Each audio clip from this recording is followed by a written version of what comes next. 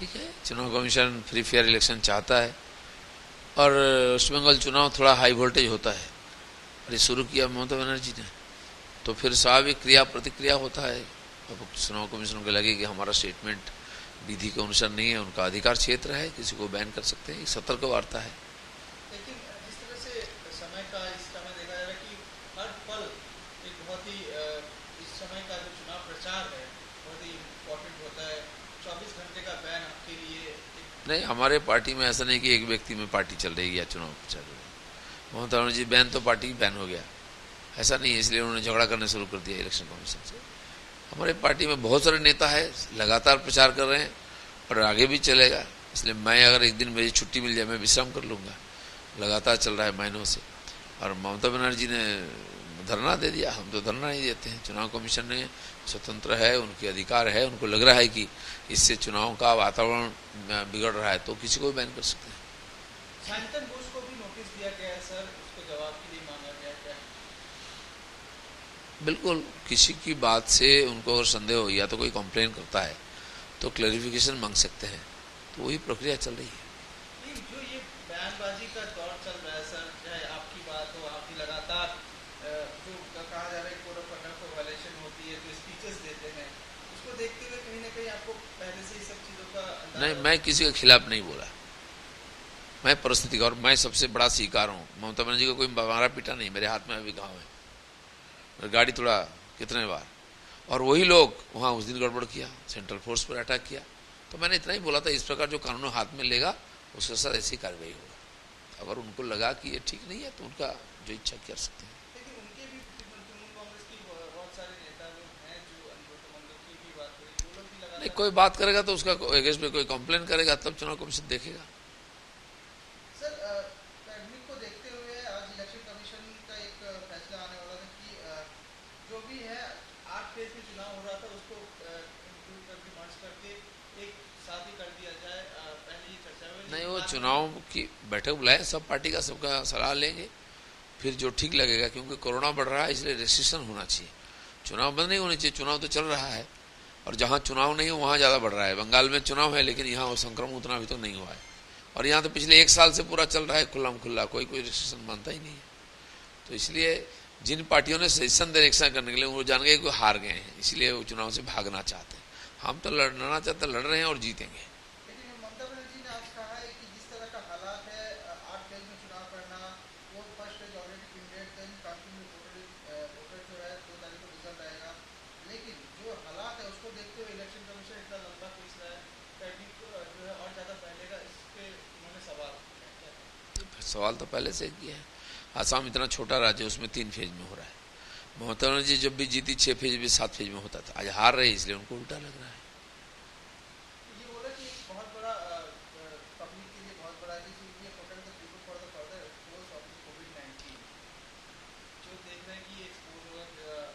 चुनाव आयोग को इसके बारे में सोचना चाहिए, चुनाव आयोग बोल रहे हैं कि उनके पास फोर्स नहीं है। नहीं, अभी तक चल रहा था तो प्रॉब्लम नहीं हो रहा था, जब हार गए हो तब प्रॉब्लम हो रहा है।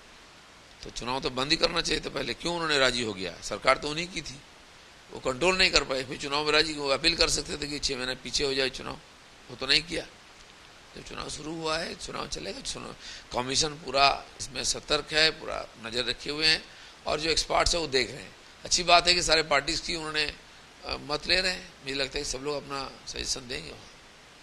आपके मत में क्या कहना चाहते हैं जो इलेक्शन कमीशन ने ऑल पार्टी मीटिंग भी बुलाया है, कांग्रेस अधीर रंजन चौधरी बोल रहा है कि चुनाव अगर इलेक्शन कमीशन अगर बोले बंद करना है तो हम लोग उस पर राजी हो जाएंगे, क्या कहेंगे आप? नहीं, उनका कोई चांस नहीं चुनाव में, इसलिए चुनाव आगे हो पीछे हो कोई फर्क नहीं पड़ता है। जबकि चुनाव कमीशन ने बहुत लंबा बातचीत करके सबसे चर्चा करके ये प्रक्रिया शुरू की है, और प्रक्रिया के आधार पर हम आगे बढ़ रहे हैं और हम जीत रहे हैं। जो हार जाता है वो चाहता है खेल बंद हो जाए, हम तो जीत रहे हैं, हम खेल क्यों बंद करें?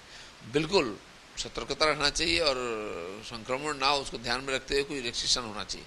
बिहार के चुनाव भी हुआ था इस परिस्थिति में, आज बंगाल में हो रहा है, तो मुझे लगता है कि सब लोग सतर्क रहें तो ठीक ठाक वोटिंग हो जाएगा। और पिछले इतना 15 दिन से वोटिंग हो रहा है, कोई प्रॉब्लम नहीं हुआ है, 15-20 दिन हो गया है, उसके कारण बढ़ गया एकदम, जहाँ जहाँ चुनाव हो गया वहाँ बढ़ गया, ऐसा तो नहीं है। उसका तथ्य लेकर के चर्चा करके आगे करना चाहिए, पीसफुल और समय पर चुनाव होना चाहिए। 16 तारीख को ऑल पार्टी मीटिंग बुलाया इसी में जाएंगे, अपने पार्टी का अपने मत देंगे। आप लोगों के अनुसार क्या कुछ इस बारे में अभी चर्चा नहीं हुई इस बारे में, प्लानिंग कुछ किया? चर्चा करके हम लोग जाएंगे, वो बताएंगे। क्या खेला आपको, आप जो कह रहे हैं कि दूसरे ऑपोजिशन जो और भी पार्टी है, बी पार्टी या और भी ऑपोजिशन पार्टी है, उनका खेला खत्म हो गया इसीलिए वो चाह रहे हैं, तो क्या ममता बनर्जी का खेला तो नंदीग्राम में ही खत्म हो गया है, और बाकी लोग तो खेलेगा, वो तो साइड लाइन के बाहर ही, खेल तो हम ही रहे हैं, तो उनको डर लग रहा है खेल एक तरफा हो रहा है, सेंचुरी कर चुके हैं हम, तो इसलिए उनका देने का लेने का कुछ नहीं है, अब खाली समय पार कर रहे हैं। ममता बनर्जी भी एक्सपीरियंस चीफ मिनिस्टर हो गई है, समय पार कर रही है, हम तो लड़ रहे हैं और जीत रहे हैं। खेला से हाँ, खेला शेष हो गया है, समय बाकी है खाली। আপনি যে স্পিচ দিয়েছিলেন সেই ভলিউশন কনভার্ট করে এর আগে অনেক নেতাকে অনেক ইলেকশনে করেছেন এরকম। ইলেকশন কমিশন যদি মনে করে যে নির্বাচনকে ফ্রি ফেয়ার করার জন্য এই ধরনের রেস্ট্রিকশন করা উচিত, কাউকে সতর্ক করা উচিত, তারা করতেই পারেন, সেই অধিকার ওনাদের আছে, স্বতন্ত্র সংগঠন, আর আমাদের পুরো বিশ্বাস তার উপরে আছে। যেভাবে দেখেছিলাম মমতা বন্দ্যোপাধ্যায়কে ব্যান করা হয়েছিল ওনার কিছু স্পিচ নিয়ে, তিনি ধর্নায় বসেছিলেন, কি বলবেন, আপনাকেও ব্যান করা হলো? মমতা ব্যানার্জি কোনোদিন ডিসিপ্লিন মানেন না, কোনো সিস্টেম মানেন না, সংবিধান মানেন না, সুপ্রিম কোর্টকে মানেন না, এমনকি পার্লামেন্টকে মানেন না, সেখানকার যে আইন পাস হয়েছে তার বিরোধিতা করেছেন, কোর্টের ফয়সালার বিরোধিতা করেছেন, তো সেজন্য ওনার কাছে নতুন কিছু না। আর যত দাগি লোকেদের বাঁচাবার জন্য উনি রাস্তায় বসেন, আর আজকে লাইমলাইটে প্রচারে আসার জন্য বসেছিলেন। আমার মনে হয় নির্বাচন কমিশন যে সিদ্ধান্ত নিয়েছেন ঠিক নিয়েছেন, যার ক্ষেত্রেই নুন, তারা চাইছেন শান্তিপূর্বক নির্বাচন হোক, সেই জন্য কিছু কঠোর স্টেপ নিচ্ছেন ওনারা, সবাইকে এবার সতর্ক থাকা উচিত। যেভাবে আপনাদের স্পিচে ভলিউশন কন্ডাক্ট হচ্ছে সেই বিষয় নিয়ে আপনারা কিভাবে দেখছেন, একজন পলিটিক্যাল লিডার আমরাও চাই শান্তিপূর্ণ ভোট হোক, বাংলার নির্বাচন বা রাজনীতি নিয়ে যে ধরনের অভিযোগ আছে, যে ধরনের বদনাম আছে, এটা পরিবর্তন হোক, সেই দৃষ্টি যদি নির্বাচন কমিশন স্টেপ নেন এবং ব্যবস্থা করেন, নিশ্চয়ই সেটা সমর্থন করা উচিত। আরও অনেকে হয়েছেন, আরও অনেকে হবেন, এবং যারা যারা এই ধরনের কথা বলেন সবাইকে সতর্ক করা উচিত। যেভাবে বলা হচ্ছে যে ইলেকশন কমিশন একটা বিষয় নিয়ে সবার সঙ্গে আজকে বৈঠক করার পর এটা ভাবনা চিন্তা হয়েছিল যে যেভাবে করোনা বাড়ছে সেই বিষয়টা নিয়ে একটা খবর পেয়েছিল যে 6, 7 আর 8 ফেজটা একবারই করানো হবে, কিন্তু তারপর ওইটা ইলেকশন কমিশন বলেছে না, যেভাবে হচ্ছে সেটাই হবে। যারা এই সাজেশন দিচ্ছেন 6-7 ফেজ হোক, তারা জানেন যে নির্বাচন তারা হেরে গেছেন, সেজন্য সময় নষ্ট করে লাভ নেই, যত প্রচার তত খরচা হবে, সেজন্য পয়সা বাঁচিয়ে রাখি পরের দিনের জন্য, এটা তো গেছে, এখানে আর করে লাভ কি, অতএব গুটিয়ে ফেলো।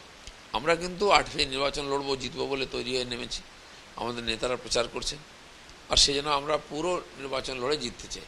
নির্বাচন শান্তিপূর্বক হোক, কোভিড সংক্রমণ না হোক, তার জন্য কি রাস্তা হতে পারে সেটা নির্বাচন কমিশন ভাবছেন, আমার মনে হয় সবার মতামত নিয়ে সেটা নিশ্চিত হবে। মমতা বন্দ্যোপাধ্যায় বলছেন যে 8 ফেজে ইলেকশন হওয়াটা সংক্রমণের বাড়ানোর আরেকটা অনেক বড় রাস্তা এবং মানুষের জন্য দরকার হতে পারে এটাকে। কিন্তু দিল্লি, ছত্তিশগড় এবং মহারাষ্ট্রে সবচেয়ে বেশি করোনা বেড়েছে, ওখানে তো নির্বাচন নেই, ওখানে তো কোনো সভা হচ্ছে না, কেন হয়েছে?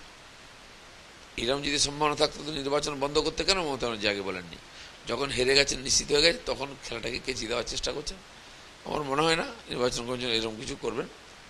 যাই হোক, নির্বাচন পুরো হবে, তো যে জায়গায় নির্বাচন হয়ে গেছে তার জন্য যদি সংক্রমণ বেশি হয়ে থাকে সে ব্যাপারে তথ্য নিয়ে তারপর আলোচনা করা উচিত।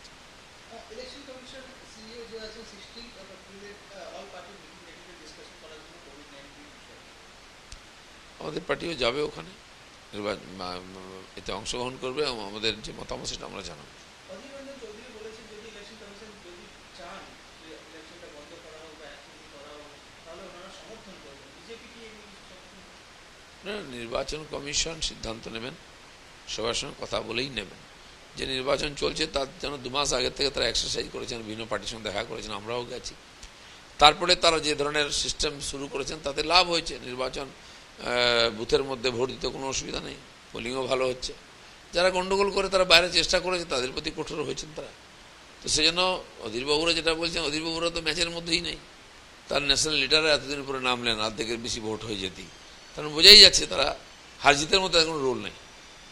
মমতা বন্দ্যোপাধ্যায় নিয়ে কি বলবেন, যেভাবে উনি ধর্ণা করছেন, আপনারও একটা সময় এই 24 ঘন্টার সময় খুবই একটা ইম্পর্টেন্ট এই ইলেকশন ক্যাম্পেইনের সময়, কিভাবে দেখছেন, কি বলবেন? আমাদের ইলেকশনকে চালাবার জন্য প্রচুর নেতা আছেন, রাজ্যেও আছেন, কেন্দ্রেও আছেন।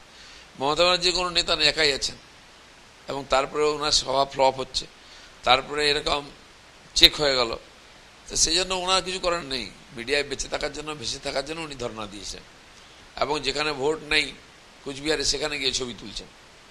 মজার ব্যাপার, যারা মারা গেছে তারা ওইখানকার ভোটারই নয়, তারা গন্ডগোল করতে লুট করতে সেটা প্রমাণ হয়ে গেছে, তারপরে তাদের জন্য ব্যাটিং করছেন। তিনি একটা মেসেজ দিতে চাইছেন তার ভোটারদেরকে, আমার মনে হয় এতে কোনো কাজ হবে না।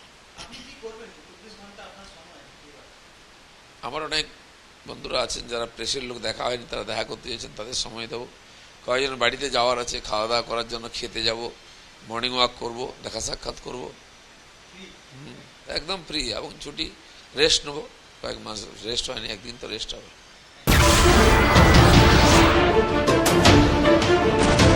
नमस्कार, मैं हूं मानक गुप्ता। अगर आपको हमारा ये वीडियो पसंद आया हो तो इसे लाइक और शेयर जरूर करें, और हाँ, हमें सब्सक्राइब और फॉलो करना ना भूलें ताकि आप देश और दुनिया की कोई खबर मिस ना करें। तो जुड़े रहिए हमारे साथ और देखते रहिए न्यूज़ 24।